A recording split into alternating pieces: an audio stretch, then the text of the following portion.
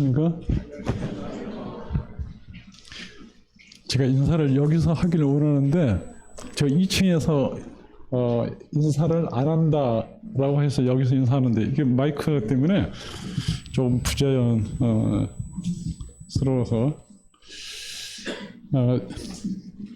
시편 7편입니다.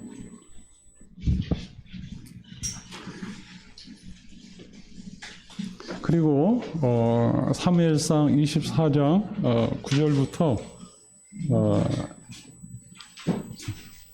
펴주시면 좀 이해하는 데 도움이 되겠습니다.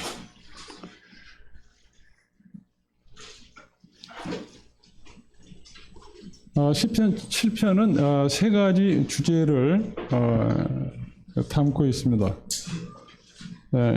하나님은 어떤 분인가, 그리고 애언의 기도로서 미래에 우리에게 도래될 하나님의 심판에 대한 그림과 또 의인의 거룩한 삶에 대해서 말씀을 했습니다.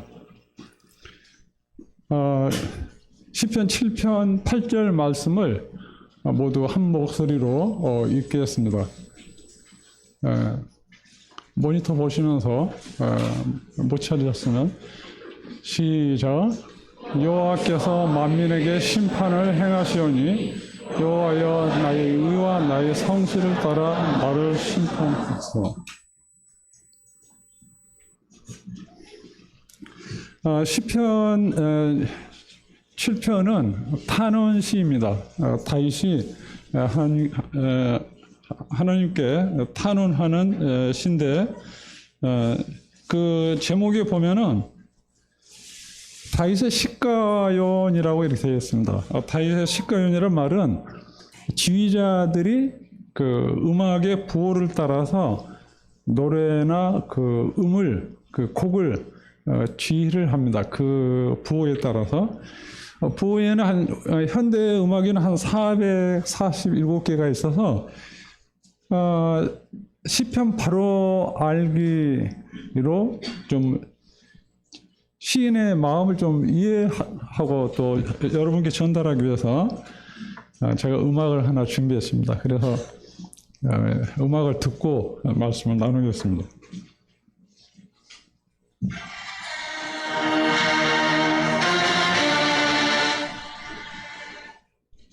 거기까지만 듣겠습니다. 다윗의 시가연은 현대 음악의 부호, 알레르고 콤브리오, 알레르고 모데라토 많이 들어보시죠? 암단테. 그래서 피아노를 치는 분이나 지휘하는 사람이나 노래하는 사람들이 이 음악의 부호를 따라서 노래를 합니다. 이 시가연은 불규칙하고 불안정한, 그리고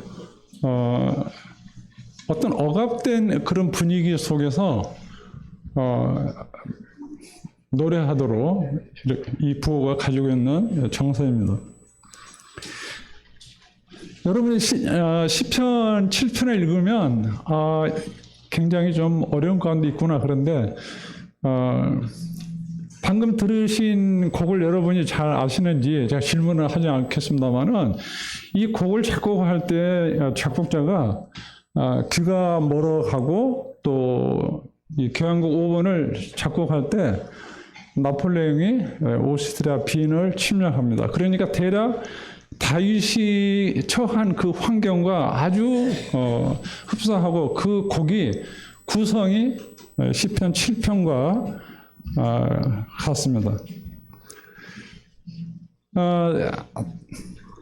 다윗이 사실 여기 7편에 보면 베냐민 구시의 말에 따라 노래했다라고 되어 있는데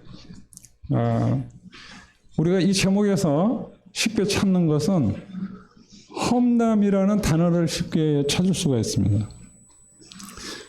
그런데 다윗이 이 시편 7편을 쓰게 된 건 이 구시에 대하여 제목이 되어 있지만 이 구시 뒤에 배후 세력에 의하여 격정에 의한 탄원시를 쓰게 됩니다. 여기 굿이라는 사람에 대해서 잠깐 언급하고 넘어가면 그 헛된 거짓된 말을 꾸며서 비방하고 험담하는 그러한 일들을 이 베냐민 지파 굿이가 사울 왕에 의하여 그렇게 행합니다. 굿이라는 말은 이 시편 7편에서만 언급되고 사무엘상에서는 언급이 되지 않습니다. 어떤 사람이 사람들 앞에서 어떤 사람에 대하여 험담하거나 비방하면 그 들은 사람들은 생각해야 되는 것이 하나 있습니다. 그 비방하고 험담하는 사람이 누구를 지목하여 말했다면 그 사람은 또 다른 사람들 앞에서 그 들은 사람들 중에 누구를 비방할 수 있다고 하는 거예요. 그러니까 우리가 듣는 귀를 조심하고 들을 귀를 우리가 잘 관리해야 합니다.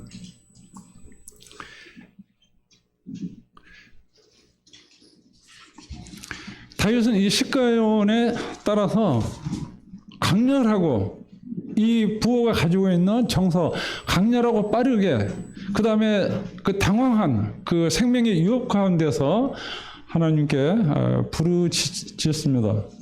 그래서 이 7편에 이 슬픈 노래, 다윗의 슬픈 노래는 음악적으로 또 시적으로 법률적으로 구성되어 있는데 다윗이 원수들로부터 자기를 구해달라고 하는 그 이상의 것을 하나님 앞에 탄원하고 구합니다. 그것은 자신의 의로움을 공의로우신 하나님께서 입증해 달라고 하는 것입니다. 생명의 위협에서 건져주는 그 이상의 것이 오늘 우리에게 주는 다윗이 보여주는 핵심적인 내용이 되겠습니다. 그러니까 원초적인 이 굿이 뒤에 다윗을 이와 같이 생명의 위협을 느끼게 하고 그 도망 다녀야 되는 그러한 그 다윗이 겪는 이 핍박은 베냐민 지파 사울 왕입니다. 그리고 사울 왕이 명령한 베냐민 지파 사람들에 의하여 고난을 당합니다. 그것이 사무엘상 24장 7절부터 그 15절까지 말씀이 이 시편 7편에 그대로 이렇게 인용되어서 7편이 기록되었습니다. 사무엘상 16장 1절에서 다윗이 이렇게 이야기합니다. 그 요나단과 베냐민 지파 사람들에게 다윗을 죽이라고 이제 명령을 내립니다. 그와 같은 명령을 하게 되는 그 동기가 있어요. 사울이 이스라엘 왕이 되어서 하나님의 법도를 버리고 자기 생각을 따라서 이스라엘을 통치합니다. 사울은 모든 것이 자기 중심적인 사람이었습니다. 우리가 잘 아는 대로 그는 권력을 남용하여 제사를 통하여 드리는 예배에서 방자하게 행합니다. 그리고 아말렉과의 전투에서 하나님의 말씀을 역행하여서 하나님께 드리려고 그 노획물에 심취되고 그것을 취함으로 정당화합니다. 하나님께 드리려고. 우리가 어떤 일에 목적이 선하다고 해서 그 동기가 하나님 말씀을 거스리는 동기가 불순하면 그것을 해서는 안 됩니다. 특별히 성도 개개인의 살 뿐만 아니라 성회로 모이는 이 교회가 그래야 합니다. 어떤 것은 교회에게 유익이 되고 어떤 것은 성도들에게 유익이 될 수 있어요. 그러나 하나님이 불꽃 같은 눈으로 보실 때에 우리가 말씀을 따라 행함이 필요합니다. 그래서 하나님께서 사울 왕을 세운 것을 한탄하십니다. 우리 개정에는 후회라고 하는데 한숨을 씻어요. 그 참 한심스러운 사람이기 때문에 사무엘상 16장 1절에서 이제 사울 왕을 버리는 말씀을 합니다. 여호와께서 사무엘에게 이르되 내가 이미 사울을 버려 이스라엘 왕이 되지 못하게 하였거늘 너는 뿔에 기름을 채워가지고 베들레헴 사람 이새에게로 가라고 명령을 합니다.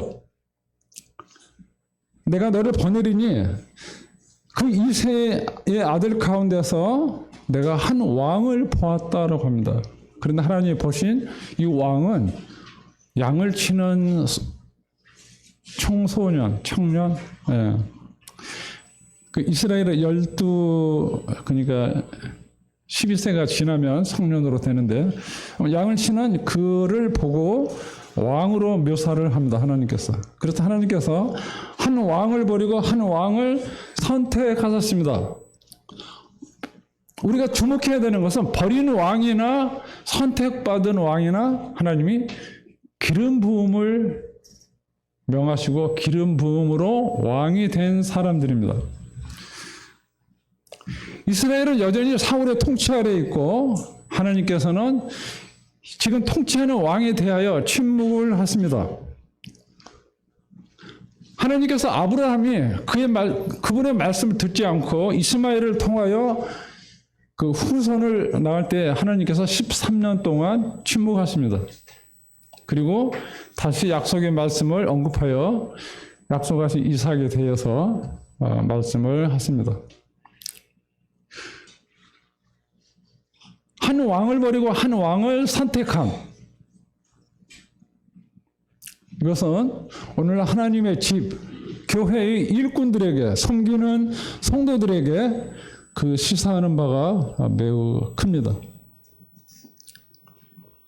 우리가 일하는 만큼 경건에 이르는 훈련, 연습을 해야 할 것입니다. 여러분, 일에 속으면 안 돼요. 일에 속으면 우월성을 갖게 되고 주관자가 되어서 후에 그 일에서 지칠 때 불평하게 됩니다. 왜 다른 사람들은 이 일에 무관심하고 돕지 않는가? 그래서 하나님의 교회는 그리스도의 몸으로서 지체들이 유기체로서 함께 섬기고 함께 짐을 나눠지는 것입니다. 그래서 혼자 너무 많은 일을 하려고 하는 것은 그리스도의 몸된 교회의 지체, 이 원리를 망각하는 것입니다. 함께 짐을 지는 거예요. 왜냐하면 한 지체, 우리 몸을 생각하면 모든 지체가 함께 일합니다. 이 몸을 세우기 위해서. 어느 날 이스라엘은 위기에 처하게 됩니다. 그때 여호와의 이름으로 전장에 이 소년이 나아갑니다. 그리고 하나님의 이름으로 나아가서 전장에서 골리앗의 머리를 베어서 그 머리를 들고 이스라엘의 예루살렘에 들어옵니다. 그때 여인들이 백성들 가운데 있는 사울 왕을 환영합니다. 다윗을 환영하는 게 아니라 사울 왕을 환영하는데 사울의 죽인 자는 천천히요 다윗의 죽인 자는 만만이로다. 여인들이 찬양을 확실히 참 잘하는 것 같아요. 그런데 그 찬양이 이 사울의 마음을 신경을 불편스럽게 했습니다. 사울은 다윗 때문에 자신의 명예가 실추되고 그와 같은 생각으로 열등감에 이제 사로잡히게 됩니다. 그래서 사울이 그의 아들 요나단과 그 모든 신하에게 다윗을 죽이라고 명령을 하게 됩니다. 사무엘상 22장 7절 이하에서 이 베냐민 지파 사람들에게 불평을 하면서 왜 나에게 다윗에 대하여 고발하는 자가 없느냐? 내게 알리는 자가 하나도 없도다. 심지어 나를 치려고 하는데 내 아들과 맹약하여서 다윗이 나를 해하려고 하는데 너희들이 잠잠한다라고 불평을 합니다. 아마 이때 이제 이 굿이라는 사람이 차기 왕권자 다윗을 두려워하여 죽이려고 하는 그 험담과 명령에 앞장서서 다윗을 괴롭게 한 것으로 분별이 됩니다. 사무엘상 24장 9절부터 15절의 말씀을 함께 교독하도록 하겠습니다. 잘 보이시는지 모르겠는데요. 성경 사무엘상 24장 9절. 다윗이 사울에게 이르되 보소서 다윗이 왕을 해하려고 한다고 사람들의 말을 왕은 어찌하여 들으시나이까?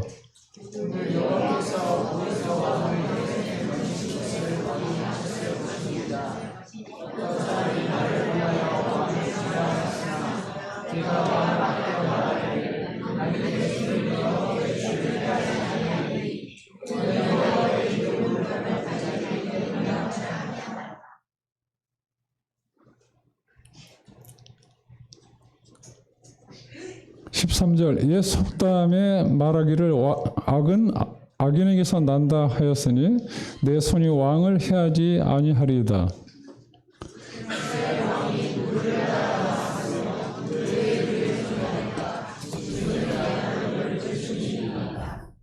그런즉 여호와께서 재판장이 되어 나와 왕 사이에 심판하사 나의 사정을 살펴 억울함을 풀어주시고 나를 왕의 손에서 건지시기를 원하나이다 하니라. 16절 17절을 제가 읽어드리겠습니다. 다윗이 사울에게 이같이 말하기를 마침에 사울이 이르되 내 아들 다윗아 이것이 내 목소리라 하고 소리를 높여 울며 다윗에게 이르되 나는 너를 확대하되 너는 나를 선대하니 너는 나보다 의롭도다. 사울의 고백이에요. 너는 나보다 의롭다. 사울 앞에 보인 다윗의 삶이 그러했어요. 그런데 사울은 진실하지 못해요. 이후에 광야 하길라 산 길가에 진치면서 다윗을 죽이려고 계속 그를 추격합니다. 그래서 다윗이 사울을 이제 두 번째 살려줍니다. 그의 물병과 창을 그가 잠들었을 때 취하여 왜 왕은 주의 종을 쫓나이까?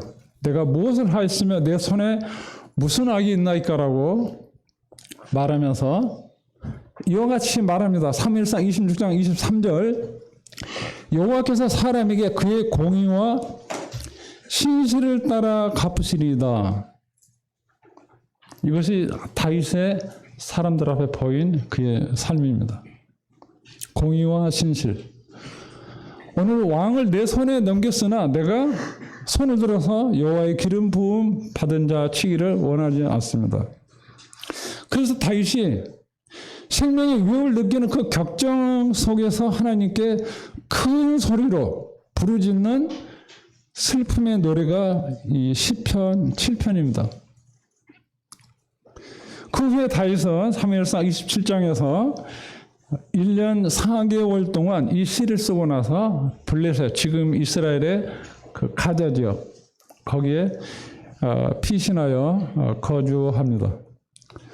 우리는 이 시편 7편의 배경에서 육에 속한 사람의 전형적 예표인 이 사울에 대하여 우리가 잠시 생각해 보았습니다. 이 7편의 의인이 의로우신 재판장에게 자기의 의로움에 대해서 입증해 달라고 호소합니다. 그래서 저는 3050년 전에 이 의인이 탄원한 그 재판정에 여러분을 초대합니다. 좀 드라마틱한 것 같아요. 시편 7편의 전반부는 하나님의 의를 따라 사는 의인의 삶에 대해서, 성화의 삶에 대해서 나타내주고 있습니다. 그리고 후반부에서는 하나님이 어떠하신 분인가를 말씀하십니다.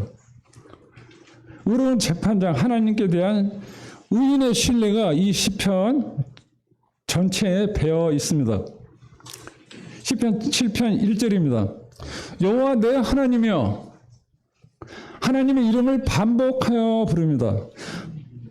사람들이 의미를 망각하고 오마이 갓 하는데 이 갓을 남용해서는 안 됩니다. 여호와, 그 뜻은 스스로 있는 자, 구원하는 구원자라는 뜻입니다.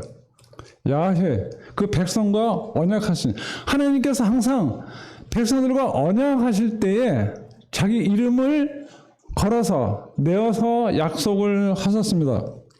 사무엘하 7장 8절에 보면 이미 약속하신 말씀을 거기에서 다시 언급하는데, 그러므로 이제 내 종 다윗에게 이와 같이 말하라. 만군의 여호와께서 이와 같이 말씀하시기를 내가 너를 목장 곧 양을 따르는 데에서 데려다가 내 백성 이스라엘의 주권자로 삼고.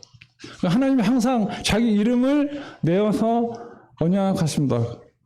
다윗은 여호와 나의 하나님, 내가 주께 피하오니. 그래서 하나님의 구원자이심을 바로 알고 구합니다.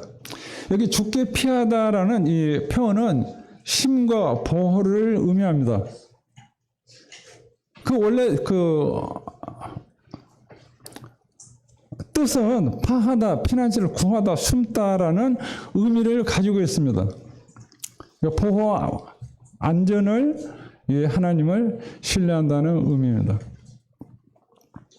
저와 여러분의 참된 힘은 어디입니까? 세상에는 이 편한 세상이라는 이름을 건 아파트를 지어서 많이 파는데, 이 세상에는 우리의 참된 힘이 없습니다. 다윗이 이 여호와는 나의 피난처라고 그의 시편에서 계속 반복해서 기록하는데, 지존자의 은밀한 곳에 거주하며 전능자의 그늘 아래 사는 자여, 나는 여호와를 향하여 말하기를 그는 나의 피난처여 나의 요새요, 내가 의뢰하는 하나님이라 합니다. 1절에 나를 쫓아오는 모든 자에게서 구원해달라고 간구합니다. 나를 쫓아오는, 나를 핍박하는 모든 자들에게서, 다른 번역에 이와 같이 핍박하는 자들에게서 구해달라고 합니다. 그러나 다시 말씀드리는 것은 위기에서 구함 그거보다 자기 자신의 의로움에 대해서 입증해달라고 하는 시 전체의 내용이 그것을 나타내주고 있습니다. 나를 구원해달라. 혹은 우리 가운데 예수님을 구주로 믿지 않으신 분이 계신다면, 나를 구원하소서. 이 다윗은 재빨리 확 잡아당겨서 이런 의미의 말을 합니다. 나를 구원해 내소서. 그래서 2절에 건져낼 자 없으면 그들이 사자같이 나를 찢고 무릎 뜯는다라고 그의 얼마나 위기 가운데 있는 것을 하나님 앞에 호소합니다. 다윗은 지금 그가 양치던 시대 때 사자와 늑대와 그 맹수들의 그 잔인성을, 자기를 대적하는, 자기를 핍박하는 사람들을 통해서 사람들 가운데 그것을 봅니다.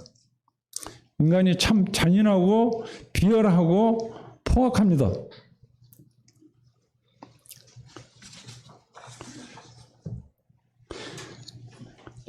7편 3절부터 5절은 다윗의 무죄함에 대해서 집중적으로 언급을 합니다. 3, 4, 5절에서 다윗은 역설적으로 기도합니다. 그것은 맹세로 구성된 자기의 표현을 하나님께 아릅니다. 3절과 4절에 사람들이 거짓으로 무엇을 자기가 사람들 가운데 빼앗았거나 어떤 사람에 대해서 악을 악으로 갚은 그러한 불의가 있다면, 하나님, 제가 내 영광이 먼지 속에 띠끌같이 내가 그와 같이 처하여도 괜찮습니다라고 5절에서 내가 이런 일을 하였다면, 죄를 지었다면 죄값을 달게 받겠다라고 고백합니다. 이는 자신의 의로움에 대하여 당당하게 말합니다. 의인은 이 의의 재판장에게 자기 삶을 걸었습니다. 그리고 판단해 달라고 간구합니다. 7편 6절부터 9절에는 의로우신 재판장께서 자신의 의로움을 입증하는 것을 더욱 깊이 호소합니다. 나의 하나님이여 일어나소서 합니다. 이 말은 의로우신 하나님이 그 크신 능력 가운데 어미하심으로 나타나셔서 죄인들을 심판해달라고 하는 간구입니다. 내 대적들의 노를 막으시고 원수들의 계략을 막아달라고 탄원합니다. 6절에 나를 위하여 깨소서, 하나님의 일어나셔서 나를 위하여 깨소서, 나의 의로움을 명해달라고 하는 간구입니다. 다윗은 평소 의의 신분을 따라서 살기를 원했습니다. 시편 5편 8절에 보면 여호와여 나의 원수들로 말미암아 주의 의로 나를 인도하시고 주의 길을 내 목전에서 곧게 하소서. 다윗은 하나님께서 회중 앞에 자신의 의로움에 대하여 줄기차게 간구합니다. 7절부터 8절은 또 한편 이것은 애언적인 기도입니다. 민족들의 모임이 줄을 두르게 하시고 그 위 높은 자리에 돌아오셔서 여호와께서 만민에게 심판을 행하시오니 여호와여 나의 의와 나의 성실함을 따라서 나를 심판하소서라고 간구합니다. 민족들로 줄을 둘러 모이게 하여서 의의 재판장으로서 임하시기를 간구합니다. 하나님 어떠하신 분인가? 하나님 공의로우신 분이며 의의 재판장이십니다. 그래서 이 간구로 그 일로 인해서 주의 높으심을 사람들 가운데 나타내소서, 지극히 높으신 하나님을 사람들에게 보이소서라고 간구합니다. 높은 자리에 돌아오소서.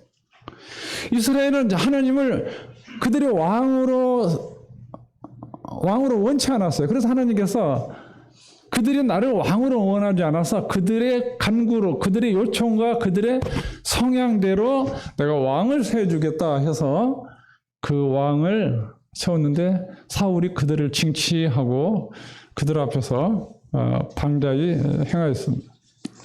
그 높은 자리에 돌아오셔서 지극히 높으신 하나님, 그 하나님은 오늘 우리 가운데 함께 하십니다. 그리고 7절과 8절에서 지극히 높으신 하나님께 대하여 그가 간구하는 것은 애언적이요 또 그가 실제 두 가지를 구합니다. 첫 번째, 의의 재판장이신 하나님께서 주권적 지위를 보이시라고 간구하는 것입니다. 우리가 예수님을 주라고 부릅니다. 그러면 우리는 종입니다. 주님의 주인으로서 우리 가운데 임하시고 높임을 받으시고 그분의 뜻을 행하심이 이 교회 안에 필요합니다. 두 번째는 의로운 사람이 세움을 입도록 하나님께 기도하였습니다. 그래서 다윗은 사무엘하 22장 21절에서 이 기도의 응답을 후에 받습니다. 7절과 8절 미래에 성취될 애언적인 이 기도로서의 다윗은 메시아 시편, 이 탄원하는 그 기도가 성령의 감동하심으로 그리스도께서 장차 받으실 권한과 영광의 왕으로 임하실 것을 애언합니다. 그것이 마태복음 25장 31절에서 47절에 나오는 의로운 자와 불의한 자에 대하여 하나님이 판단하십니다. 그때 양과 염소로 비유한 이 비유에서 의인들이 이르되라고 합니다. 8절에 나의 의와 나의 성실함을 따라 심판하소서. 우리가 그러한 두려운 마음이 있어야 돼요. 내가 누구인가? 내가 의를 입은 자로서 하나님 앞에 의의 신분의 사람으로서 살아가고 있는가? 다윗이 나의 의라고 할 때 이 말은 의롭다고 칭함을 받은 그 의가 아니라 자기 삶 가운데서 허물이 없음을 원문에 허물이 없다라고 이 의미를 주고 있습니다. 나의 의를. 다윗은 하나님의 의를 따라서 사는 사람이었습니다. 우리가 17절에 보면은 여호와의 의를 따라서, 그리고 그의 많은 시편에서 이 부분을 고백하는 것을 우리가 볼 수 있습니다. 나의 성실함으로 표현한 이 말은 원래 완전함입니다. 이 똑같은 단어가 사용된 시편 26편 1절에 보면 다윗이 내가 나의 완전함에 행하여 싸우며 흔들리지 아니하고, 그래서 다윗이 얼마나 자기 정체성, 내가 누구인가, 내가 하나님의 의를 입은 자로서의 그 신분을 잊지 않았습니다. 다윗은 그의 무죄함과 깨끗함으로 자신이 하나님 앞에 서 있는 것을 당당하게, 그리고 확고한 마음으로 하나님 앞에 간구합니다. 나의 의, 나의 성실함. 다윗이 이렇게 말할 때는 그 자신이 하나님의 성소에서 하나님과 더불어 친교를 나누고 적절한 영적 상태에 있다고 하는 것을 의미합니다. 또한 죄를 지을지 모르지만 지을 수 있을지라도 그는 율법과 선지자를 통한 하나님의 말씀을 따라서 그 죄를 어떻게 처리해야 되고 치유를 받아야 되는지에 대해서 잘 알고 있습니다. 우리가 시편 32편에 보면은 허물의 사함을 받고 그 죄를 가리움을 받는 자는 복 있는 자다.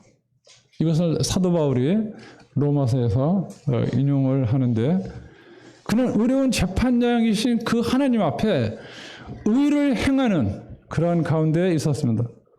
하나님께서 우리를 의롭다고 하십니다. 의롭다고 칭하십니다. 사도 바울은 이에 대하여 우리에게 그 신분대로 살라고 에베소서 4장 24절에서 이와 같이 증언합니다. 하나님을 따라 의와 진리의 거룩함으로 지으심을 받은 새 사람을 입으라. 다른 번역에는 새 사람은 올바르고 거룩한 진리의 생활을 하는 사람이다라고 번역을 하고 있습니다. 다윗이 말하는 의와 성실함. 저와 여러분이 하나님 앞에서 다윗이 말하는 의와 성실함은 무엇입니까? 욥기 4장 6절에 보면은 여기 이와 같이 얘기합니다. 그 욥의 주변에 있는 친구, 주변에 있는 사람인데 내 경외함이 내 자랑이 아니냐, 내 소망이 내 온전한 길이 아니냐라고 질문을 합니다. 이 말은 욥의 주변에 있는 대만 사람 엘리바스와 같은 사람들이 우리들 주변에 있습니다. 이 말은 오늘날 세상에서 그리스도인이 의롭다 칭함을 받은 신분의 사람들이 어떻게 행해야 하는 것을 당연시하는 시선을 우리에게 보내고 있습니다. 아까 사울이 너는 나보다 의롭다. 우리는 구원받는 자들에게나 망하는 자들에게나 그리스도의 향기입니다. 그리고 로마서 14장 18절에서 그리스도를 섬기는 자는 하나님께 칭찬을 받고 사람들에게 칭찬을 받는다고 합니다. 이것이 의로운 사람으로서 의를 행하는 것입니다. 그것을 좀 자세히 나타내 주는 말씀이 있습니다. 마침 오늘 침례식인데요. 이 침례가 장례식입니다. 자기 중심의 삶을 살았던 사람이 그리스도께 돌아와서 그리스도와 십자가에 못 박혀 죽은 것을 알고 그 고백으로 장례를 치릅니다. 그럼 물속에 들어가는 것으로 끝나야 됩니다. 그런데 새 생명 가운데 살고자 침례자가 나옵니다. 이것을 사도 바울은 로마서 6장 4절에서 그러므로 우리가 그의 죽으심과 합하여 침례를 받음으로 그와 함께 장사되었나니 이는 하나님의 영광으로 말미암아 그리스도를 죽은 자 가운데서 살리신 같이 우리로 또한 새 생명 가운데서 행하게 하려 함이라. 침례가 주는 의미입니다. 하나님이 죄를 알지도 못하신 이를 우리를 대신하여 죄를 삼으신 것은 우리로 하여금 그 안에서 하나님의 의가 되려 하게 함이라고 고린도후서 5장 21절에서 사도는 다시 강조합니다. 새 생명 가운데서 살게 하려 함이라. 그리스도 안에서 하나님의 의가 되게 하려 함이라. 이것이 다윗이 말하는 나의 의, 나의 성실함입니다. 하나님께서 사람들에게 에레미야 애가에서 주의 성실함이 크도소이다라고 말할 때 하나님 편에서 성실함을 사용할 때 완전하게 행하신다라는 의미의 용어입니다. 그러면 의롭다함을 받은 우리가 하나님 앞에서 그의 의가 되게 하려고, 그리스도 안에서 그의 의가 되게 하려고 우리가 어떻게 살아야 되겠습니까? 나는 죽고 그리스도만 발견되려 함을 말씀하십니다. 하나님의 의가 되게 하려 함은 의로운 삶을 사는 성숙, 곧 그리스도를 닮아가는 성화에 이르는 것을 우리에게 말씀하십니다. 저는 아침에 와서 이 침례탕을 보니까 항상 여기 있으면 좋겠어요. 오늘 침례 받은 분들을 향해서 제가 사이클을 돌려서 그런 마음으로 오늘 지금 교제를 합니다. 이 말씀, 동일한 말씀을 용인교회에서 함께 나누는데 마치 오늘 침례식이 있어서 더 언급하면 이 침례식은 만찬예배를 참여하는 자격 부여를 하는 것이 아닙니다. 교회의 일원이 되는, 구성원이 되는 어떤 멤버로 되는 그런 의미 부여도 아니에요. 침례는 내가 사람들 앞에서 하나님 앞에 그분을 위하여 살겠다고 고백하는 것입니다. 저는 만찬예배 때 우리 침례하는 형제님들이 침례를 통하여 하나님을 위해서 살겠다고 고백한 사람들이 이 떡과 잔을 참여하겠습니다라고 하면 좋을 것 같아요. 그렇게 제가 부탁하는 게 아니라 제가 젊은 날에 그와 같이 했습니다. 침례는 우리 자신을 다시 되돌아보게 합니다. 그래서 오늘 침례 받는 8분에게 제가 기대하는 마음이 있습니다. 이미 침례를 받은 저 자신이나 이후에 많은 분들에 대해서 여러분이 많은 생각보다 그리스도를 본받는 가운데서 여러분의 삶이 드려지기를 바랍니다. 만약에 그리스도를 위하여 살아가는 그 마음이 준비되지 않았으면 보류하셔도 괜찮습니다.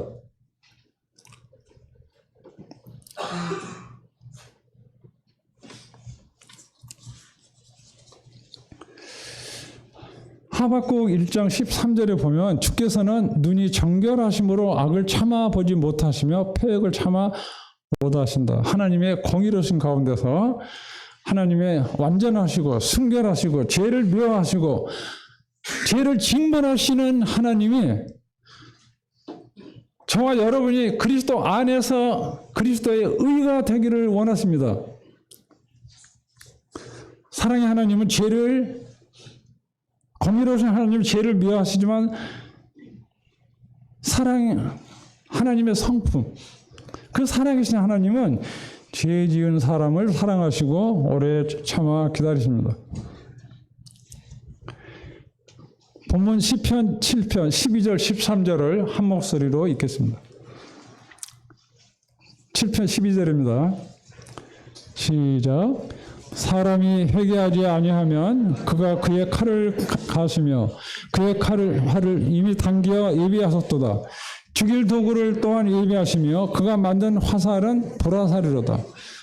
참으로 두려운 말씀입니다. 지금 이 말씀은 많은 사람들이 구원의 복음을 전할 때 믿지 않는 사람들에게 인용하는 말씀이에요. 이 말씀은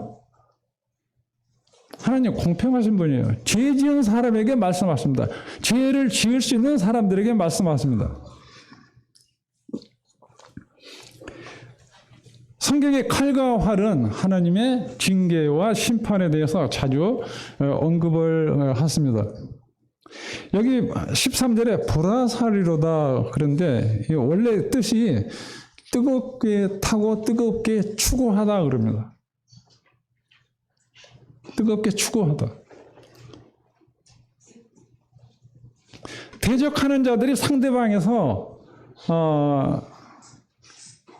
그 칼과 활을 맞기 위해서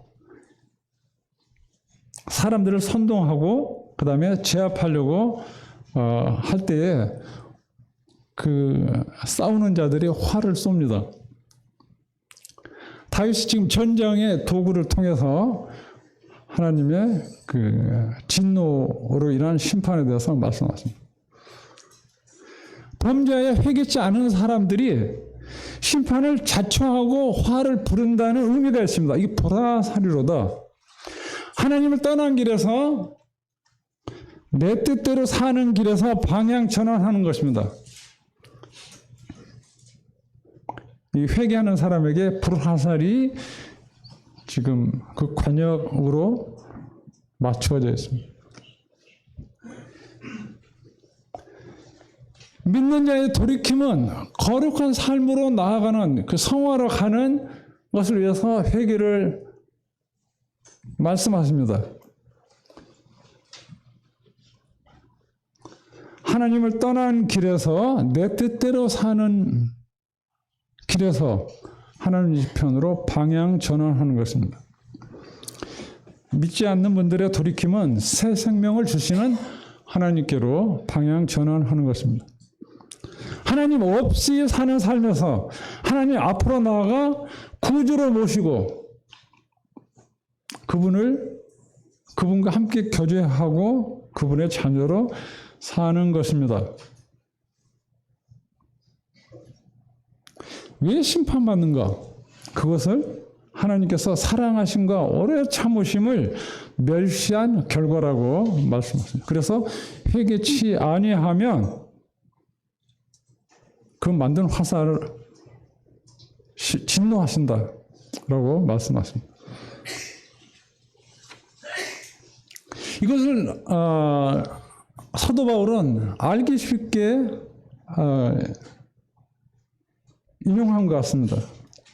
로마서 2장 4, 5절에 보면은 혹 내가 하나님의 인자하심이 너를 인도하여 회개하게 하심을 알지 못하여 그의 인자하심과 용납하심과 길이 참으심이 풍성함을 멸시하느냐. 다만 내 고집과 회개하지 아니한 마음을 따라서 진노의 날에 곧 하나님의 의로운 심판이 나타나는 그 날에 임할 진노를 내게 쌓는도다. 이게 불화살이 의미하는 거예요. 추구한다, 불러낸다 그거예요.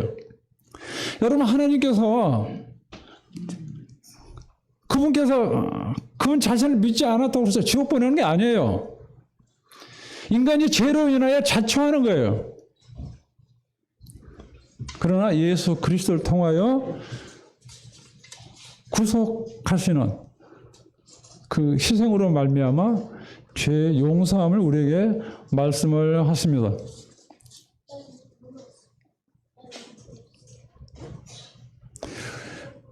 그 이후에 나오는 14절과 15절에 보면 본문 14절, 15절 악인이 죄악을 낳으며 재앙을 베어 거짓을 낳았도다. 그가 웅덩이를 파 만들며 제가 만든 함정에 빠졌도다. 그 설명을 하고 있어요.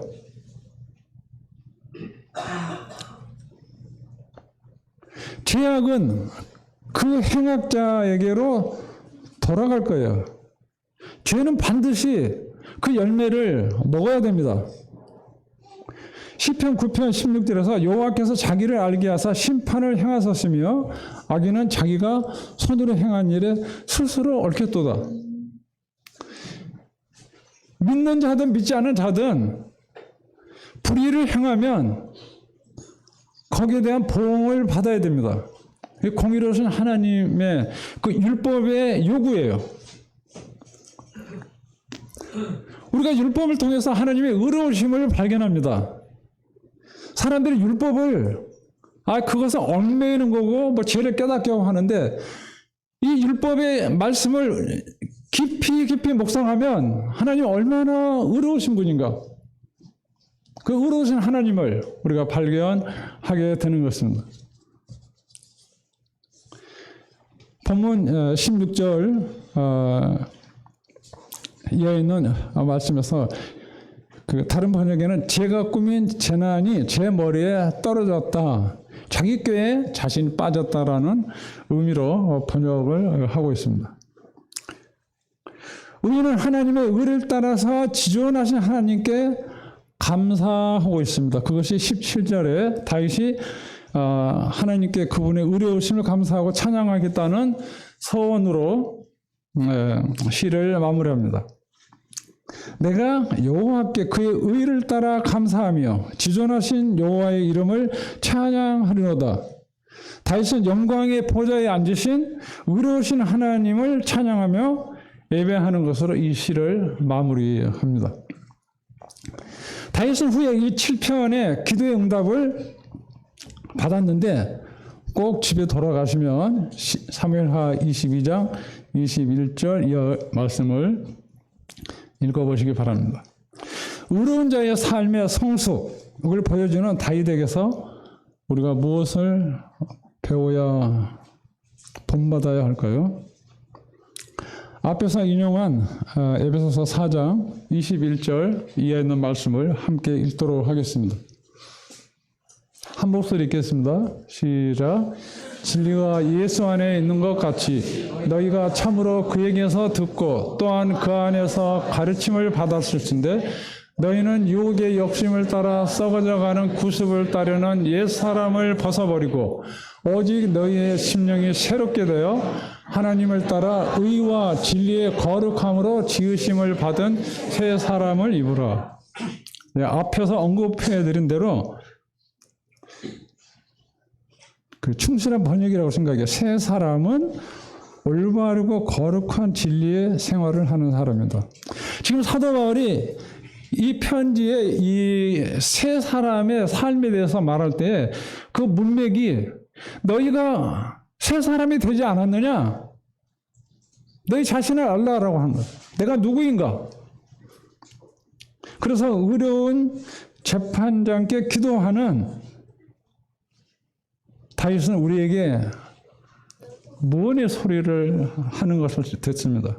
무엇이냐면, 우리가 의로우신 하나님께 만약에 기도하려 한다면 불의한 사람들이 우리를 고발할 이유를 남겨두어서는 안 됩니다. 저는 그것을 다윗을 통해서 듣습니다. 이는 하나님의 의를 따라 의로운 신분의 삶으로 나아가는 우리의 감정입니다. 특별히 오늘 침례 받으신 분들에게 하나님 은총이 함께 하시고, 여러분이 그 영화로운 가운데 그 하나님의 의가 되는 그런 삶을 사시길 바랍니다. 왜냐하면 디모데전서 1장 16절에서 사도 바울이 내가 긍휼을 입은 까닭은 후에 영생 얻을 자들을 위하여 내가 오래 참으심, 그 참으심에 긍휼을 입었다. 후에 영생 얻을 자들을 위하여. 그래서 여러분을 통하여 또 다른 사람들을 본받게 하실 것입니다. 기도하겠습니다.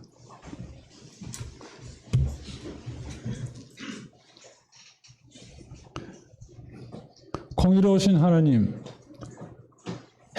의로우신 재판장이신 하나님,